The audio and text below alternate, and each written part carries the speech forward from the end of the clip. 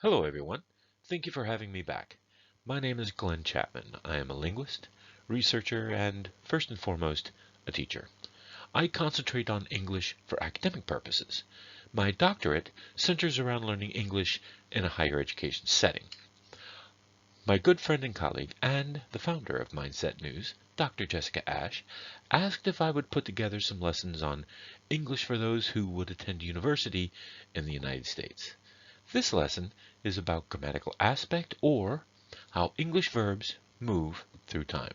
Let's get started. Now, English verbs tell us many things. They provide details on our state of being, how things move, and the path taken to get there. They can also show mood and modality. English verbs place the action or the scene within a time frame and or along a timeline. English verbs allow us to show when something happened, whether it is still actively going on, whether it is finished or not yet finished. This is called grammatical aspect. So let's take a look at the English verb tense timeline. Most people look at tense as a reference to time, and they would be correct. The English verb phrase, in addition, has two other elements we should pay attention to: grammatical aspect and mood or modality. Now, whether written or spoken, tense is a reference to when one or more things happen. The written or spoken act creates a point in time around which everything happens, whether it be the present, the past, or the future. Aspect is not tense. Grammatical aspect shows how a verb extends through the flow of time. Aspect shows when the action began, where it ends, or whether the action continues. Modality and moods are also not tense, but can be a part of the verb phrase. All of these factors result in what is called the tense aspect mood system of English verbs. Additionally, there is active and passive voice, which flips the subject-verb-object sentence pattern. The passive voice switches the emphasis from the subject or the agent of the sentence to the object, and for grammatical reasons, this will change the verb phrase, but it does not change the tense, it does not change the aspect, and it will not change the mood. Let's begin. The verb in an English sentence places the subject and any objects in the present, the past, or the future.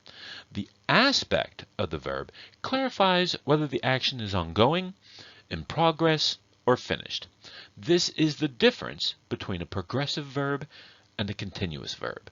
Mood and modality express things like uncertainty, evidentiality, and obligation, along with a few others.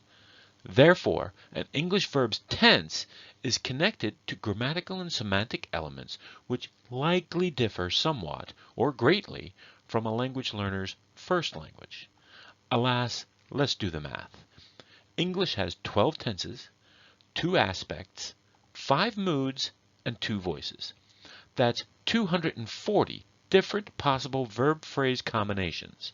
Now, that may sound like a lot, but I'm going to compare English verbs with a language that does not have grammatical aspect: Arabic. Ana asaf. I am sorry. Now, I must pronounce Arabic words. While I understand Arabic grammar, I do not speak Arabic. Inshallah, I do a good enough job for you to understand me. The past in Arabic, al-madi, is a completed action. It begins in the past and it ends in the past. Take, for example, kataba, the root verb for to write. To make it past tense, a suffix can be added to the end to make, for instance, katabat, or she wrote. It follows clear rules and is by far the easier of all Arabic tenses. The present tense, al-mudari, is much more difficult. First off, there is no present tense form of to be in Arabic, so I cannot say in Arabic, the book is blue. I merely say, book blue, and there are many prefixes, suffixes, and exceptions to the present tense. Then we have the future tense, al-mustaqbal, which is not necessarily the tense. Now, I think it is a tense, but al-mustaqbal has two distinct futures and is created by adding prefixes onto present tense verbs, or al-mudari verbs. The prefix sa is used for the near future, and the word sofa is used for the distant future. There is also the imperative case, al-amr.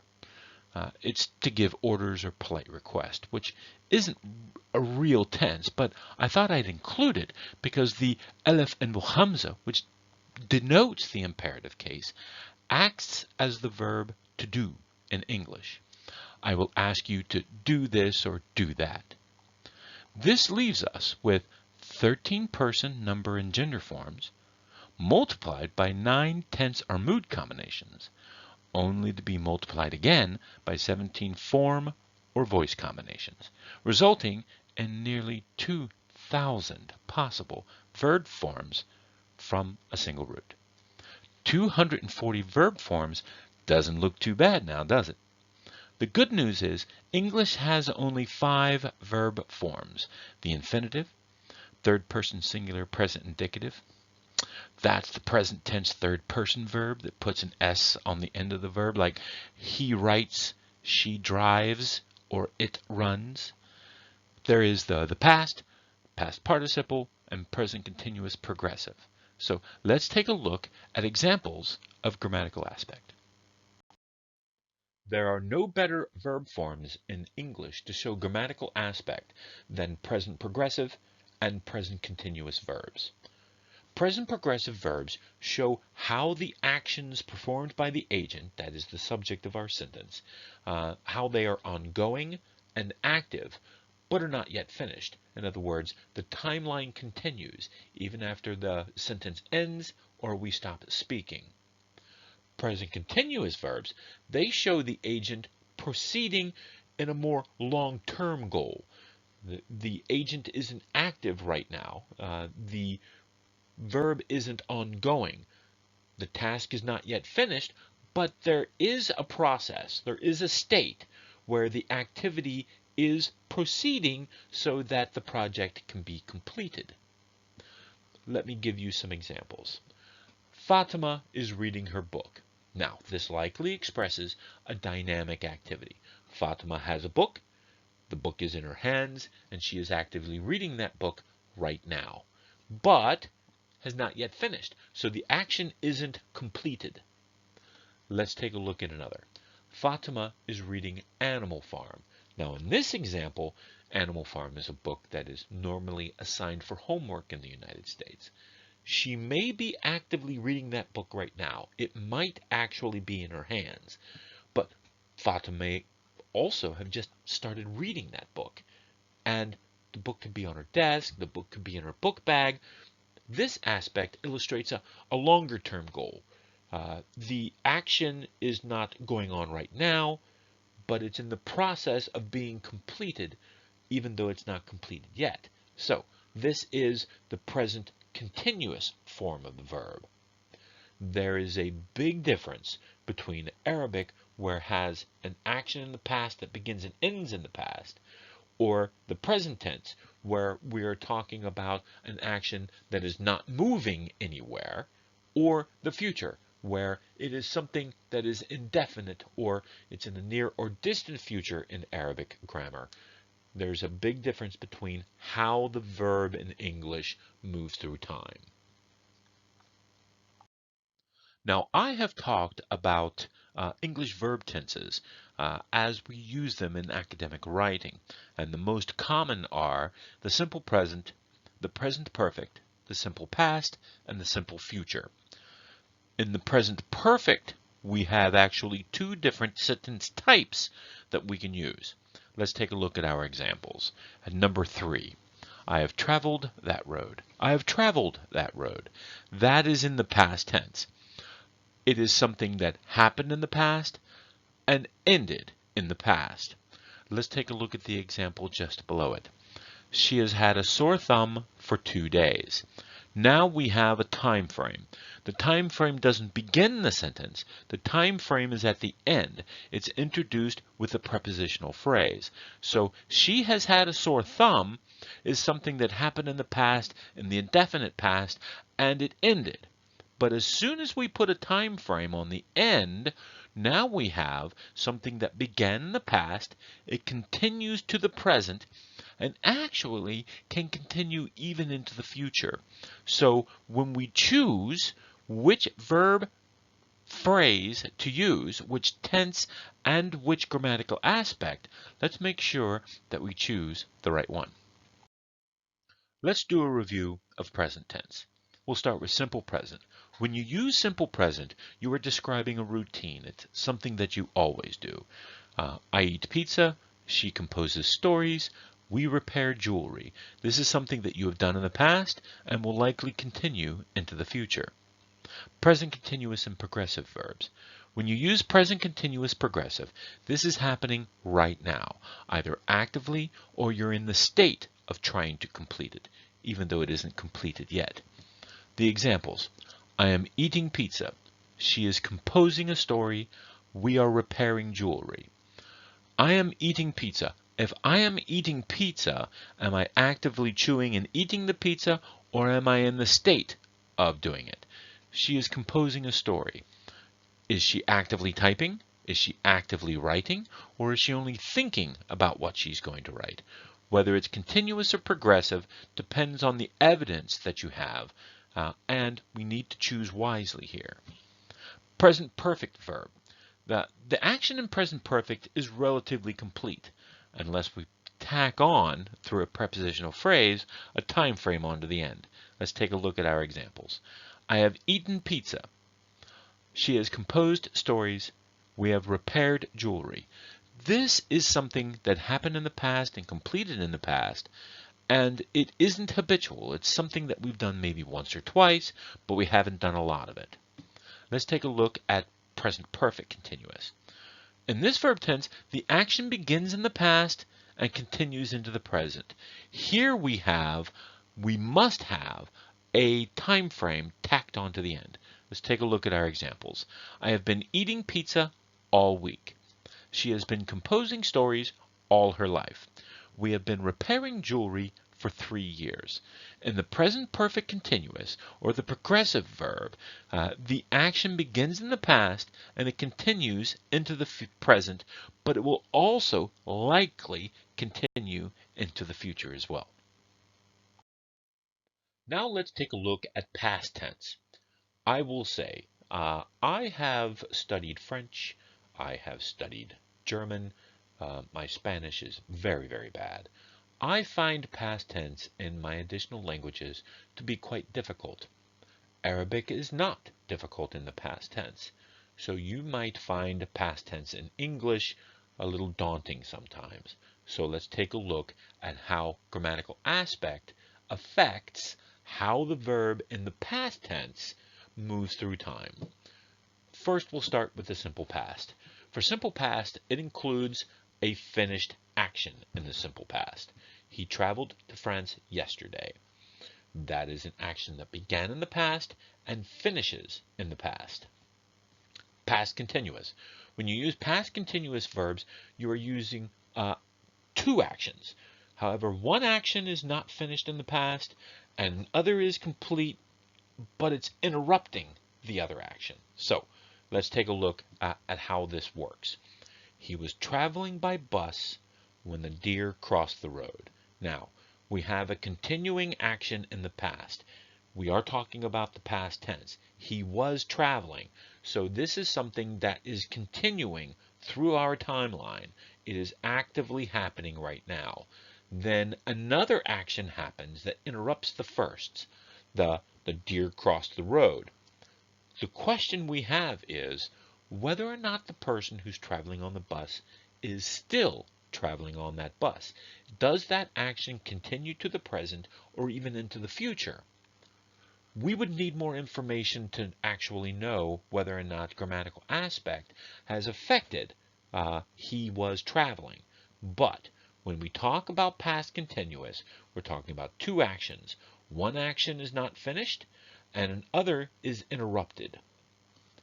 Let's talk about past perfect. The, this verb tense uses two actions, but they happen at two different times. Both actions are complete, yet one action is completed before another action is completed. So, she had traveled by car to the station before the bus arrived. So what is the first action that happens? She traveled to the station. That is an action that happened in the past, and it completed. It completed before another action in the past actually happened. The bus arrived. When the bus arrived, it happened after she arrived at the station, but that action is also completed in the past. Pretty close to past tense in Arabic grammar. Then we get to past perfect continuous. For colloquial English, we don't use this. Past perfect continuous is not that often used, but it is in textbooks sometimes, and so we'll look at an example. They had been traveling for 1 hour when the car broke down. So we have a past tense action that began in the past and ends. They had been traveling. That action is interrupted by the car breaking down. The question that we have to ask ourselves is this: is the car still not operational? Is it still broken? We don't know. We would need more information about that. So past tense, when we talk about grammatical aspect, it is something that can start in the past and continue to the present and even into the future, depending on which verb tense we are using. So choose the right one. We have come to our last tense, future tense.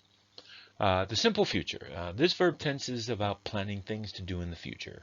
For example, what will you do tomorrow, or what will you be doing next week? In English, there is no near future or distant future. There is the indefinite future, or we put a specific time frame on things that are going to happen in the future. Let's take a look at our example. We will travel to France tomorrow. We know this is the future tense because we use the verb will on the sentence. Instead of using will, though, many native speakers may use going to, the phrasal verb going to indicate future tense, especially when speaking. I'm going to go to France tomorrow. Academic English should use will for the future tense, whether speaking or writing. Future continuous and progressive verbs. The action is not complete when another action happens in the future. So we have two actions, one that is not complete yet and another one that is. Let's take a look at our example. You will be traveling when they arrive. So we have somebody who is traveling through the timeline in the future, and they haven't stopped. Yet we have another action, another person, who does stop in the future. Then we have future perfect verbs. An action will be completed in the future before another is completed. Let's take a look at our example. He will have traveled to France by that time. So we know it's future because we have will. He will have traveled, so he comes to an end by the time you arrive. So this is an action that will be completed in the future before another one is completed in the future. So one person comes to a stop, and then another person comes to a stop as they travel through time. Pretty simple, I think. And then there's future perfect continuous. An action will be continuing in the future when it is interrupted by another action. In this, the future verb tense, it often indicates how long the action is going to be happening. So let's take a look at our example. He will have been traveling for 1 hour when you arrive. So he will be traveling. He's going to be moving down the timeline, and he's only going to be traveling for 1 hour. He's going to be continuing to travel when a second action actually comes to an end. So we're talking about one thing moving, and another thing is stopping while that other thing is still moving. I know, future tense. Now we get to voice. Active voice. Every single English teacher that you're going to meet in college is going to teach you how to write in the active voice. Let's take a look at what that means. When the subject of a sentence performs the verb's action, we say that the sentence is in the active voice. Sentences in the active voice follow the subject-verb-object sentence pattern and have a strong, direct, and clear tone. Here are some examples of active voice. The mathematician calculated the sum. Children love art class. The principal spoke to the students. So we have a subject, mathematician. We have here a subject, children. And we have a subject, principal. Now, these are the agents of our sentence. The agents are the people who are doing the doing. Then we have verbs. We have calculated, which is in the past tense. We have love, which is in present simple. And then we have spoke to. Now, we have two different things going on in this particular verb. Number one, the verb is an irregular verb in the past, and it's a prepositional phrase verb. Prepositional phrasal verb. So without to, we cannot finish this verb and have it do what we want it to do. So we have the mathematician who is doing the calculating in order to actually have any impact on the sum. The sum is our object. Class is our object, and in this sentence, students is our object. All three sentences have a basic active voice construction, and it follows SVO. The mathematician, the children, and the principal are all the agents. They perform the acts described in the sentences. I hope that's clear.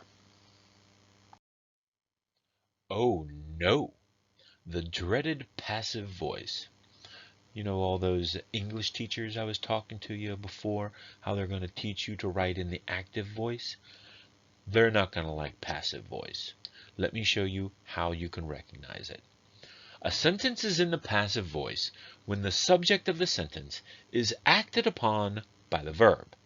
The passive voice is always constructed with a conjugated form of to be in the correct tense. That means that the form of to be agrees with our subject in number and in tense. And we're going to have the verb's past participle along with it.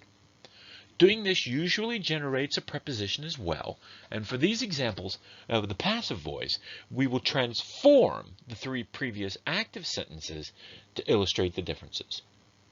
Follow with me. So we have the sum. The sum is now our subject. The sum before in our active voices was the object. And we have our appropriately conjugated form of to be in the correct tense, that is, was. Then we have a past participle. Calculate is a regular verb, so the past participle for this verb is just by adding ed, which looks like the past tense of the verb. Now we have a preposition, by, and then we have our agent, the mathematician. So in this sentence, the verb was calculated, acts upon our subject, the sum. Do you see how that works? Let's try another one. Art class is loved by children. We have a subject, art class, and we have our conjugated form of to be to agree with the number and the tense of our subject is, we have our verb in the past participle, loved, and we have our agent. We recognize it as our agent because it is in the prepositional phrase by children. All right, now the last one. The students were spoken to by the principal. Let's take a closer look at that last sentence. The passive sentence consists of students. Now, if you'll remember correctly, we had a singular, and that is our subject when it was the principal was a singular word. Now we have a plural word that is our subject. Therefore, our past tense form of to be, to agree with the number of our subjects, has to be were. And we have an irregular verb in the past tense.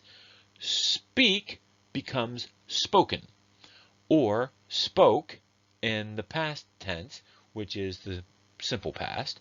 This is the past participle, spoken. But that's not the rest of the verb. That's not all the verb. The entire verb is spoken to. Now, this is a prepositional phrasal verb, where the preposition is needed for it to do what it's supposed to do. So we have were spoken to. That right there is the entire verb phrase, were spoken to. And then we have our prepositional phrase, by, and our agent, principal. Making the sentence passive actually flips the subject-verb-object sentence pattern, where we take our object that's in our active sentences, we make it the subject. We then take our agent, which used to be our subject, we put it in a prepositional phrase. The problem with the passive voice is twofold. Number one, it requires a preposition that adds an extra word. It also requires an appropriately conjugated form of to be in the right tense, which adds another word. We don't like when our academic writing is too wordy. We don't want lots of words in our academic writing. We want to be clear and concise with our writing. So I'm not saying you can't use the passive voice. There are times when it's necessary if we want to emphasize the object rather than the agent. But I already told you about those English teachers, didn't I? Use it very, very sparingly.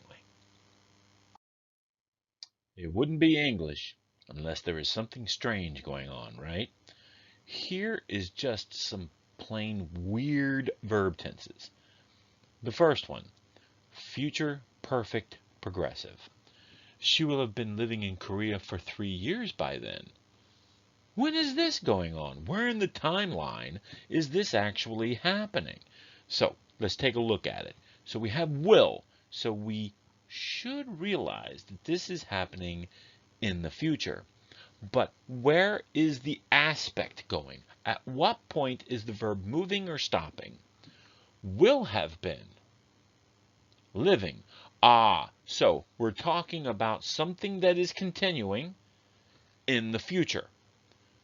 She will be living in Korea. How long? For 3 years.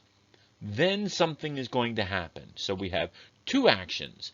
We have somewhere down the line in the future, we don't know when, but after 3 years of someone living in Korea, something else is going to happen. Holy smokes, you would imagine that there'd be an easier way to talk about that. But there isn't. Conditional perfect progressive. I would have been telling you a different story. When did this happen? I would. Now here we have a modal verb. We have a conditional from the past, and it would have changed something in the present. So, would have been telling.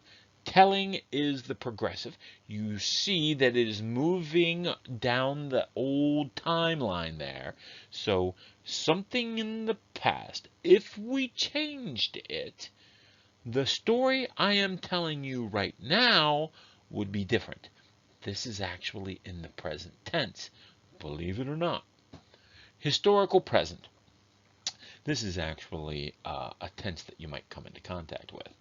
He was eating a bagel when he says, "What kind of cream cheese is this?" So where does this sentence begin?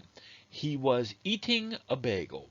This is in the past tense, and the action continues along the timeline until we come to when he says. Says, that is the first person present indicative form of the verb. Remember that one? The one with the S on the end? When he says, that's the present tense. So he was eating a bagel, that's the past tense. And now we have the present, when he says. So when did this happen? This happened in the past. We are looking at a time in the past, and then something was happening, and then we start talking about that as though it is in the present tense. I told you, just plain weird. That is all I have to say about grammatical aspect as it relates to English verbs and the verb tense timeline. Thank you for joining me here on Glen's Academic Grammar. The idea for this lesson came from Dr. Jessica Ash, and so I appreciate that she allows me here on the Mindset News Network. Jessie's mission is to help you consider possibilities that you may think are impossible.